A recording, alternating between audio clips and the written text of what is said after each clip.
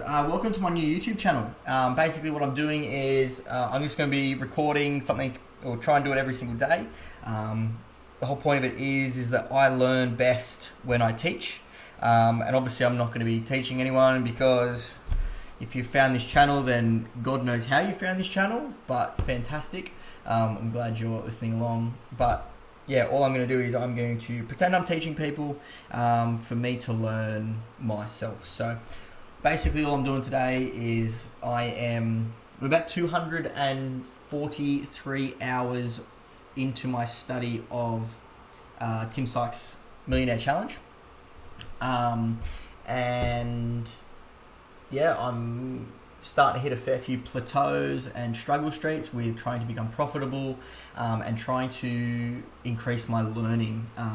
So yeah, this has worked for me in the past with everything else I've ever tried teaching. So this is what I'm going to be doing, and probably would be good at one point in the future to look back and see, you know, how far I've come and where I'm at with my trading, you know, at the day of recording this versus, you know, wherever I am in the future.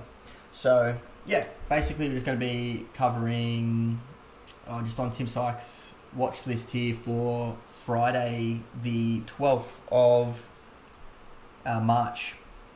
He's got, as you can see here, he's got these couple here: ICBU, XFLS, LNT, LTNC, and MACD for his ultra low price spikers. Now I've already gone through and done a few of these in my notepad here, but I'll just go through and just sort of explain how I've you know, looked into the companies. Here I'm on a 20-year chart. This is how far back I'm looking for you know, support and resistance bands. Obviously there's nothing even remotely close. There's something about $1.70 there, but that's, you know, 6 years ago.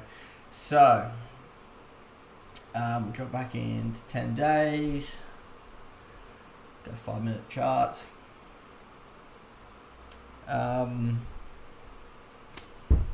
So basically all I've got here is, pop this up a little bit actually. Basically this point here at a third of a penny is where, what's going on? So as you can see here, it's quite flat all through here, and it's about a third of a penny. So 0.003 cents. It's been at about 0.003 cents for the last 6 to 7 years, and it's spiking at the moment on God knows what. I can't even really see any news catalysts. Like there's one here, gives a corporate update, but it's, you know, it was spiking before that. It was from a third of a penny up to a seventh of 0.7 of a penny. So it's hit that. It's gone straight up to 1 cent. But yeah, hasn't seen anything in roughly 6 to 7 years.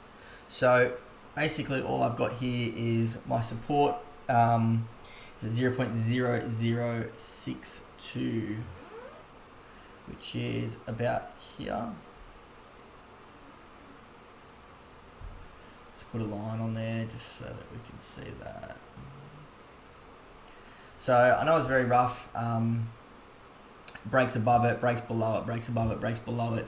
But if we're going to be quite general here, that's roughly where it's bouncing off of on the upside and on the downside for each time it goes across that. So basically, because it hasn't been at these,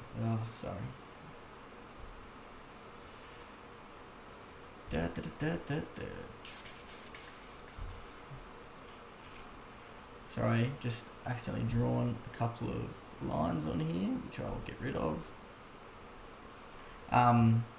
Because it hasn't been at these highs in 6 or 7 years, and it's now at, you know, 1.45 cents.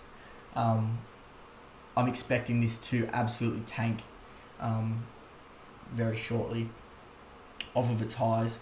So you've got some support here, or some support, I guess. At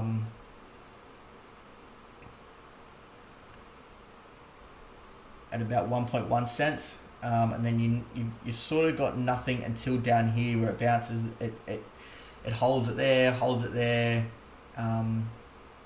there again, there. Not much. It sort of goes below and above there, not much, but it doesn't drop below it there. So I'm expecting if it can break through this support here, I'm expecting it to tank at least down to 0.6 of a penny on Monday morning, and we'll get it back into a dip buy. And once you get it from a dip buy, it doesn't have anything really until your 1 cent mark about there. So put a line in there as well. So if it can break through this point here and that point there, I expect it to tank all the way down to there on Monday morning, and then back up. So that's where I'm expecting that. You see down here, it floats at 3.7 billion shares. So you've got absolutely zero problem jumping in and out there. We're at 27 million shares here, so there is intraday. You've got zero problem jumping in and out. So yeah, that's where we're at. Sorry for volume, by the way, 27 million volume. Next one I've got is LTNC. Very consistent, panics every morning at the open, within 10 minutes of the open. If it doesn't panic and dip buy at the open, then it happens around 10:30 a.m. And usually about 10 to 20% bounces. I'll show you in here. As you can see, panics straight off the open, and about 10:30 rips back up. Same thing here, panics at the open, rips straight back up. Let's just disregard that day. Like I said, this is consistent, it's not perfect. Panics at the open, 10 to 20% rip back up, and even higher intraday. Can't imagine that I would hold through that little trough there, but it does keep spiking. Same thing again, panics at the open, straight back up. And this is where what I was saying about the 10:30 mark, it starts dipping here at about 10:30, and then at 11:30 starts ripping back up. Same here again, 20 past 10, panics, rips back up. So it's either same here again, constant, 10:30, panics, dips down, rips back up, 10, 20, 30% sometimes. And it's pretty consistent every single day. As you can see here, panics off the open and then rips back up, huge, from 1.4 cents all the way up to 2.4 cents. So that pretty much doubles in that bounce there. That's a disregard day, but very consistent every single day. Look, 10:30, panic, bounce. So very consistent. Basically what I'm looking for here is the exact same consistency on Monday morning. So basically either at the open, first thing Monday morning, panic, and then watching the level 2 here for a reversal, bit of a momentum shift, and then basically bouncing back up 10 to 20%. I'd probably be looking for a 10% gain, and not be wanting anything more than a 10% gain. Obviously, there's days where it's moving 20%, but I'm not here to be greedy. I'm here to take the meat of the move, get in, get out, and see where we can take it. So, over 5 billion in the float, and volume is not a problem. We're up at 8 million volume, so up to 40 million at the dip here. So absolutely zero problem. MDNP.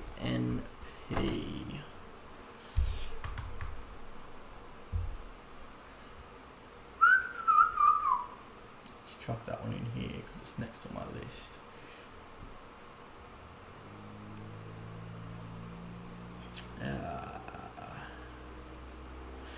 Sorry guys, my internet is going nuts at the moment. It has got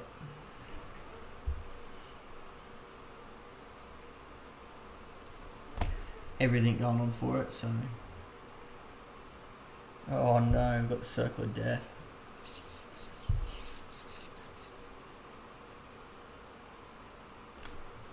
True love.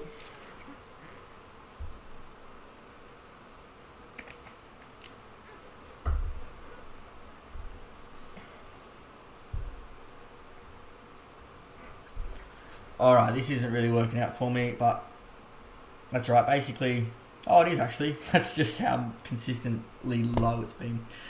So it sits about 1 cent for the past, who knows how long. I have gone through and checked, but for how slow my internet is, it's not worth me going to a year chart, a 6-month chart, or whatever. If it's taken this long to get to a month chart. So it did run. This day here was 1,100% gainer, and then about the same day too. So it's absolutely wildly overextended, and it's got creating some good dip opportunities. There's one in here. Seems to perk at the open, drop down, and when as soon as you get that reversal, pumping back up. I am, for how overextended it is, I am expecting this to drop. It is in a bit of a channel here. It's opened at the top bar. It has dipped below it, but it's sort of just stuck to this channel for the rest of the day. I'm sort of just waiting for Monday morning to see what it can do. I am expecting it to tank really quite low, way back down to its original sort of lows, or near about its lows. It is up on a $90 million, if I'm correct.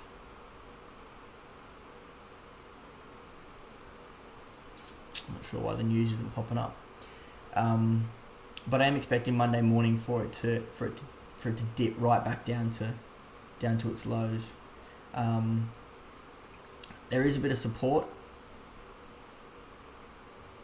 at about the 40 cent mark, which could hold quite nicely.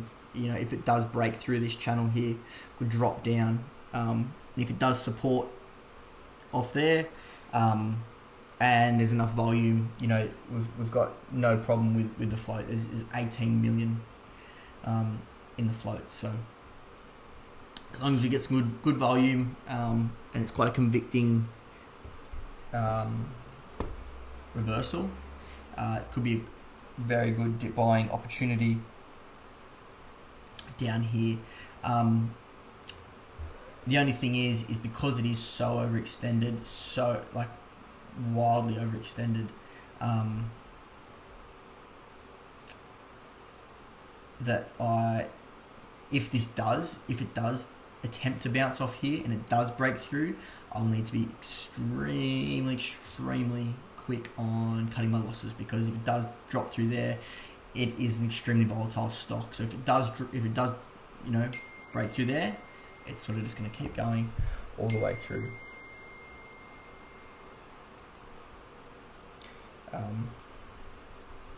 Sorry, I just have my roommate Riley.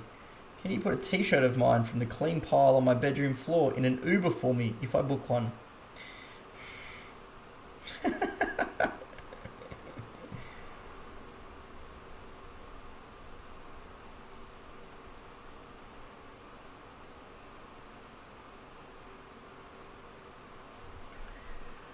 Try and be quick because I might have to start off in a minute. Next one's CYDY. So CYDY for me is more of a longer term chart. CYDY is something that's been, you know, trading for years. You know, it's a very consistent spiker, day in, day out. It consistently runs on the upside and on the downside, as you can see here on the downside as well. But it has great intraday spikes almost every day. So what have I got here? Got huge long-term support and resistance lines. If it can break the 275, obviously, like I said, because my internet's shitty right now and being abused a little bit, I am not going to go to a 1 year chart. But if you go to a 1 year chart, there's some pretty heavy support and resistance lines here. So basically, if it can break this 275,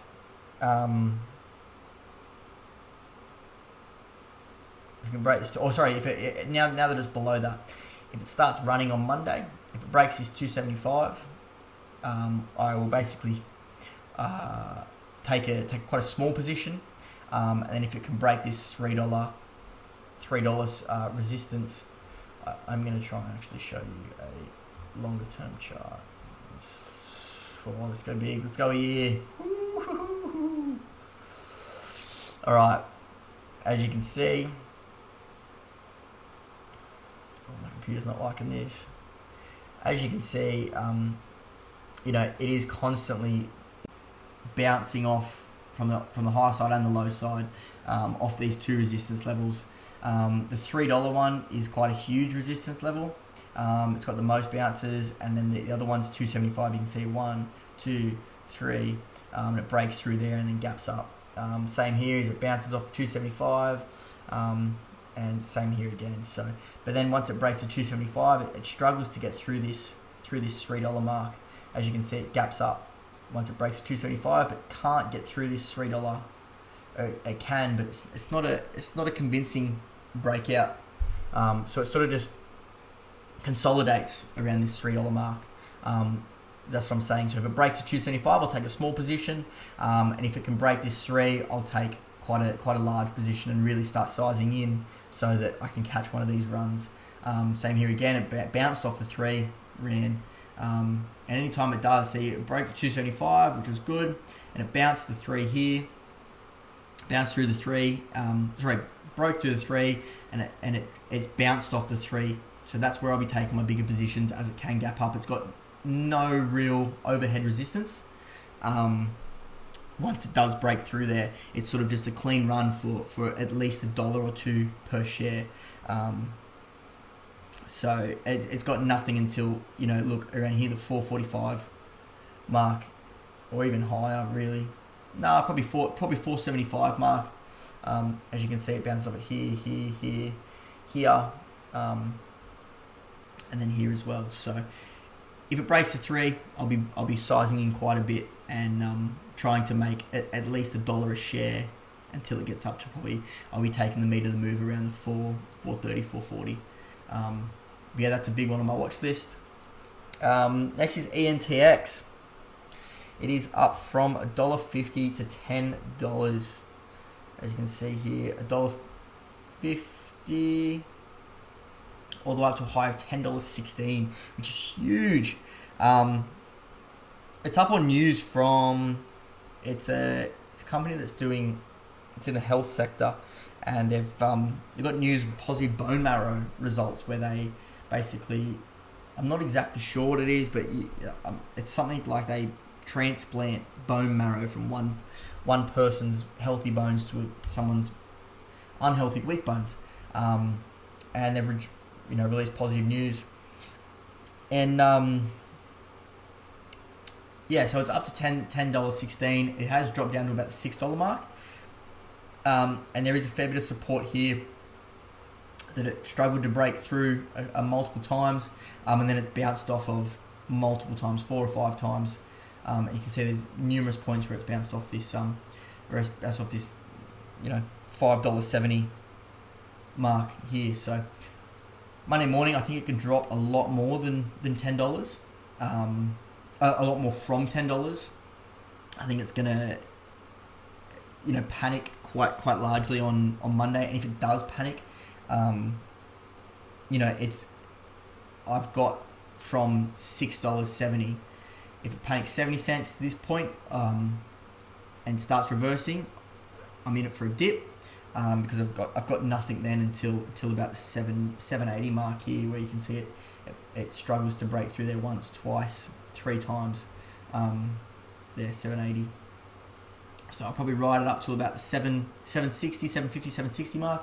But if it doesn't bounce off that convincingly, then it's almost a free run down until your 380 mark, which I'll be watching for, again, another dip buy.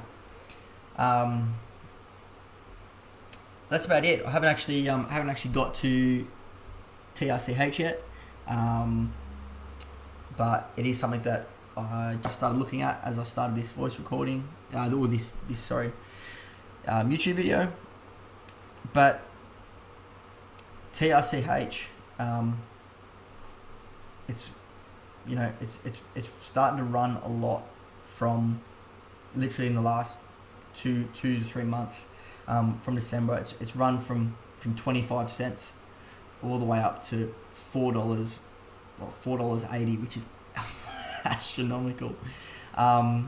This is the Psych 7-step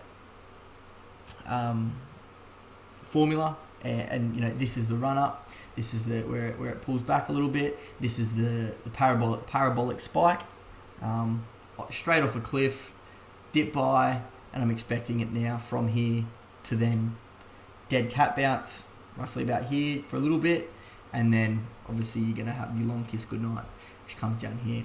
But so far it's setting up for an exact 7-step process.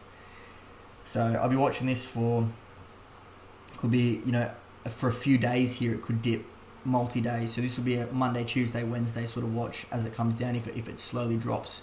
And it should, I'm hoping, bounce off this. I'll be watching it for a bounce. For a small bounce, I'll be going from say the $2 mark to maybe I'll be taking profits at 240, 250, as it won't bounce all the way back up. If it does keep spiking, unless there's news behind it, I'm probably not going to be in on it, because there's nothing for me to, there's no support and resistance lines, and it's not something that I'm familiar with. I'm probably missing out on a lot there, but it's a good breakout opportunity there at 325. But the further I go back,